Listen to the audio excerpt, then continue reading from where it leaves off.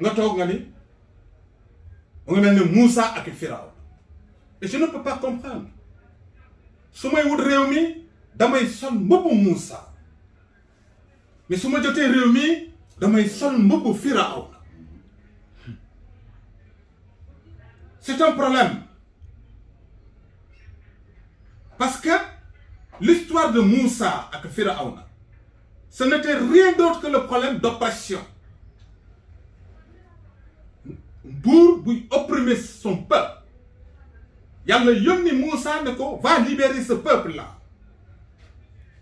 moo tax Moussa jàkkaarloog suñu boroom ne ko yàlla yow suñu boroom subhanahu wa taala Firawna mi yaa ko jox nguur yaa ko jox alal yaa ko jox force yaa ko jox pouvoir mu ne ko rabbana innaka aatayta firawna wa mala'ahu zinatan wa amwalan fi hayati dunya yaa ko jox pour une jouissance temporaire li yudillu an sabilika ngir mu réeral sa jaam mu ne ko rabbana atmis ala amwalihim washdud ala qulubihim anéantir affaibli la dominer sa force yàlla ne ko faxat ujibat da'watukuma moom ak Haroun yàlla ne seen ñaan gi dinaa ko nangu loolu moo indi la confrontation entre Firawna le peuple de Firawna c'est-à-dire que l'armée de Firawna et également les croyants yu topp ak Moussa moo tax Firawna ak Moussa ku ci nekk traité nga sa morom lu nekk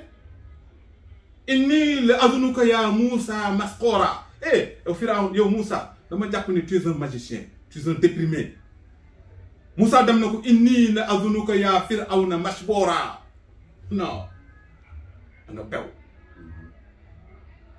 tu as un problème parce que jaam yi duñ say jaam yi suñu borom la mais ban jàngat lañ ci war a am c'est-à-dire que doomu aadama yàlla may la une situation privilégiée nga mën a dem ba tey defar toute une société mais en quoi consiste le pouvoir donc le principe de démocratie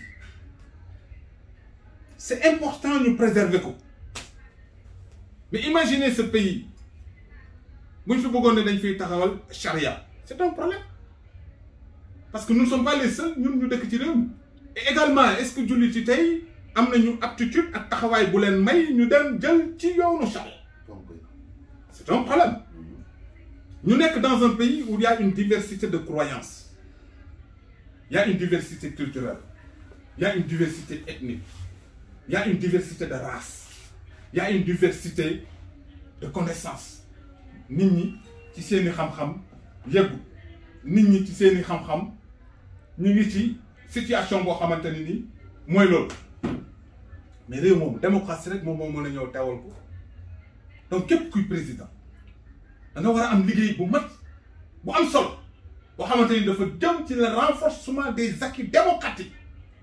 waaw d'accord loolu lañ ci ñëw ci point boobu mais dañ ne problème yooyu yëpp am na tey jii promesse politique yi nit ñi yaakaar la ñu am tey boo doon wax ban xeetu leader laa la wax parce que jàngat bi nga indi ci à diggante Moussa ak Firawna li ñu ci war a jàngate mooy waroo sol mbubb mi suba nga simmi ko arrangé wala nga sol beneen bi. tout à fait loolu jàngat la. mais tey jii ñu gis ci kujje politique bi Sénégal présentement li ñu wax ak discours yi ñu véhicule nit ñi mën a gëw.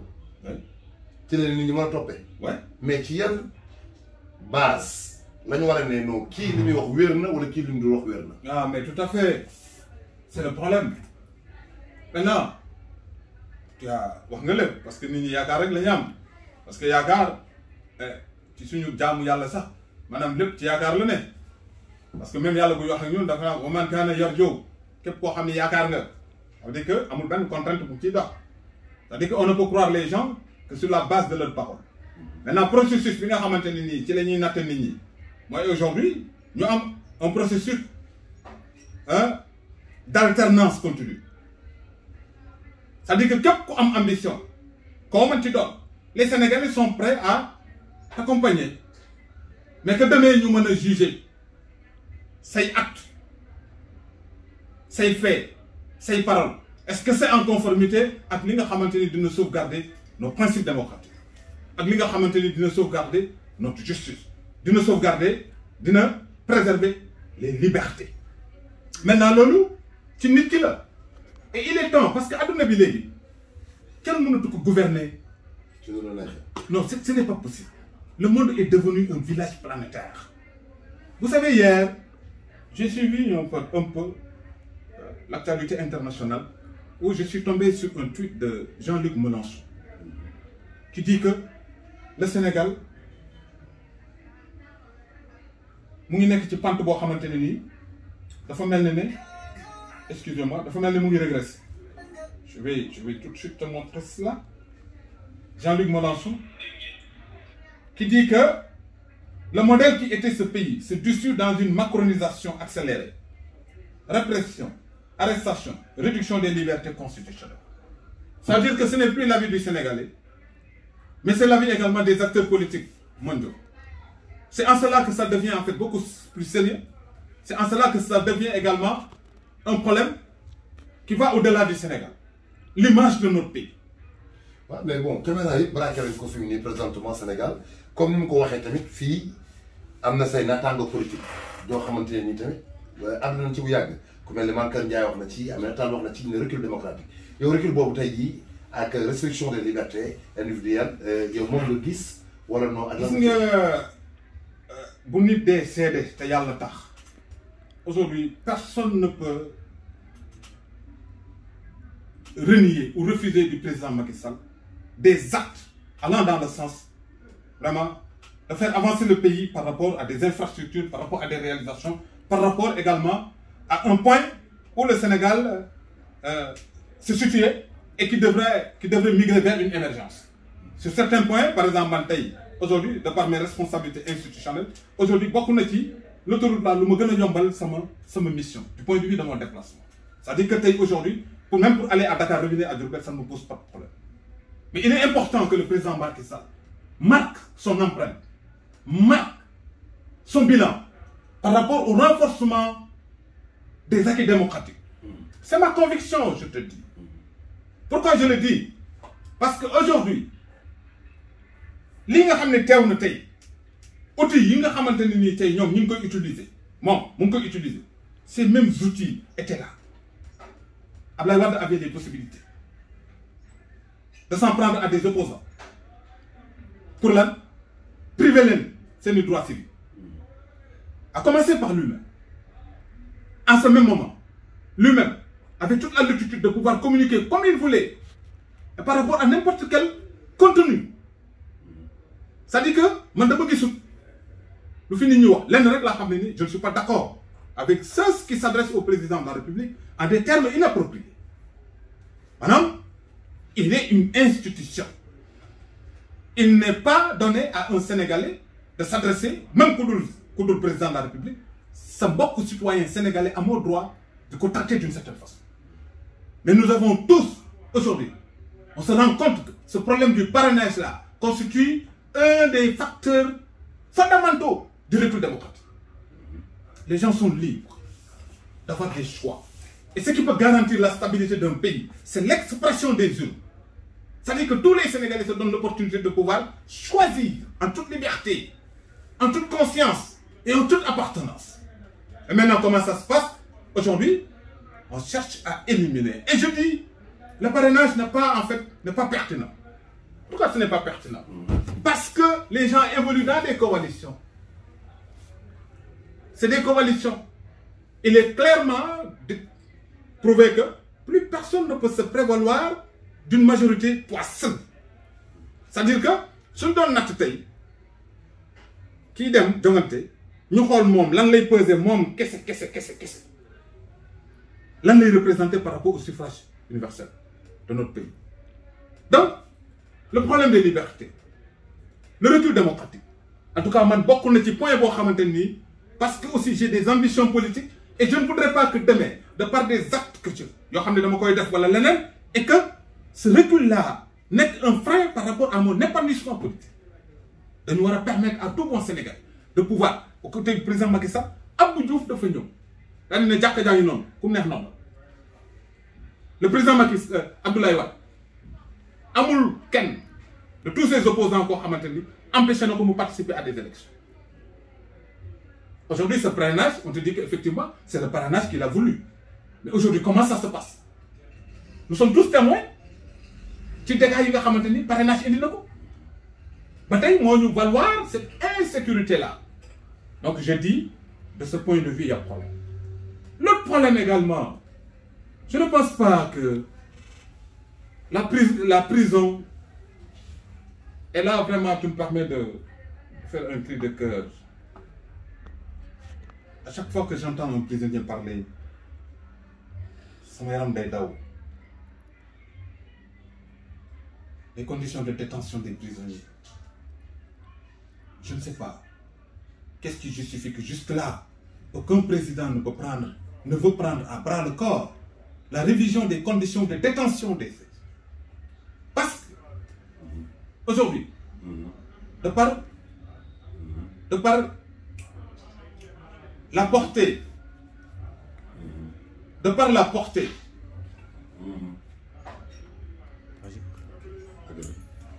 la portée, li nga xamante ne nii mooy outil bi ñuy utiliser pour contraindre ou bien pour sanctionner des gens afin de leur permettre de pouvoir se réhabiliter dans la société. Parce que prison le règle est le fait tout simplement de priver l'individu de liberté dafa doy sëkk ñu bëgg ci dolli mettre le dans des conditions yoo xamante ni ci dëgg-dëgg ça pose un problème de survie et d'existence. jàpp naa ne en tout cas j'applaudirai président buy ñëw ëllëg bu am xalaat ci ñii nga xamante ni nii dañu leen a teg ci conditions yooyu parce que chaque chambre boo xam ne ay détenus dañ ci ne il y a des conditions qui sont déjà préétablies. Est-ce que nekkul dañuy ragal li wolof di wax naan ku tabax kaso yoon ci njëkk dugal. Bien au contraire xam nga da ngay fàttali yonent yàlla Yuusuf bi mu génnee kaso ci la jot ci nguur mais dafa wax ju rëy dafa ni sama borom rabbi dafa ne asijju ahabu ilayhi mimma yad'unani ilayhi illa tasrif anni kaydahunna asbun ilayhinna wa kun minal jahilin. sama borom maa ngi seede ni dugg kaso ma gën a lii mu ñii ñu may jiiñ parce que lii ñu may jiiñ su ma ko nangoo damay bokk ci ñi gën a réer ci àdduna. moo tax ba mu génnee kaso yàlla dafa ne wa man yattaqi wa yasbir fa inna allaha la yudiyu ajra al muhsinina. On a constaté que damay suivre benn comédien ivoirien muy joxe le diminutif de PR président ak prisonnier te dafay mel ni ne souvent kaso day mel ni ne c'est un chemin qui conduit vers le palais. kon donc ce n'est pas en direction de celui-là. C'est-à-dire qu'il faut que ñu objectiver les conditions yi tax nit ñu di ko dugal kaso du jaaxaan mais bu ñu ko dugalee également nañu préserver sa qualité d'être humain. yàlla moo teral doomu adama. Je pense que priver nit liberté doy na sëkk et bien évidemment am na ci ñoo xamante ne ni peut-être jar nañu ñu détenir leen dans certaines conditions mais c'est pas des conditions de répression et d'humiliation parce que priver nit ki liberté et mettre ko dans des conditions yoo xamante ni par exemple la peine à perpétuité, la peine des travaux forcés nangam on n'a pas besoin de toucher l'individu, c'est-à-dire que on n'a pas besoin d'humilier l'individu mais mën nañ la contraindre ci loo xamante ne ni tu sens nettement que lii nga def lii ñu la teg lii da ko mérité.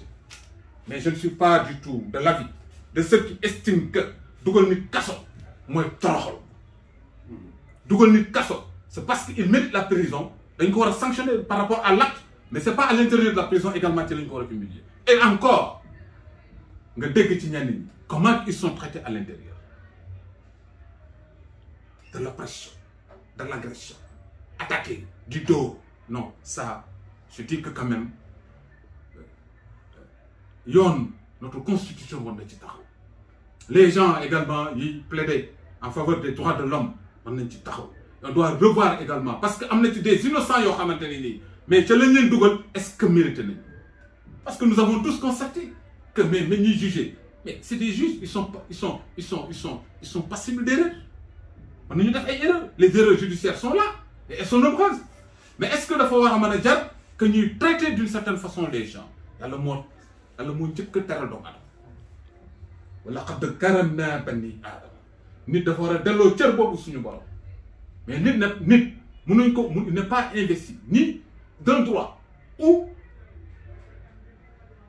d'une quelconque condition bu ko mën a may muy toroxal doomu aadama. Donc je dis, la prison n'est pas en fait la solution pour empêcher des gens de faire part de leurs convictions, de leurs engagements, de leur vision. Et d'autant plus que, pour une fois d'affaires, la plupart du temps, regardez combien de fois le président Abdoulaye Wade a été en prison. Et quand on est traité de prison, demain, il est susceptible d'être président de la République. Après, il prendra le contrôle de toute la vie d'une nation. Il prendra le contrôle de l'avenir de toute une nation. Il prendra le contrôle de tous les actes constitutionnels de notre nation. Et pourtant, il a été traité d'une certaine façon. Je ne vois pas la pertinence. Je ne suis pas de cet avis. Nous nous sanctionner. Et là, tu me permets de rentrer. Peut-être je n'ai pas été interpellé là-dessus. En quoi consiste les missions des forces de l'ordre? Alors, docteur.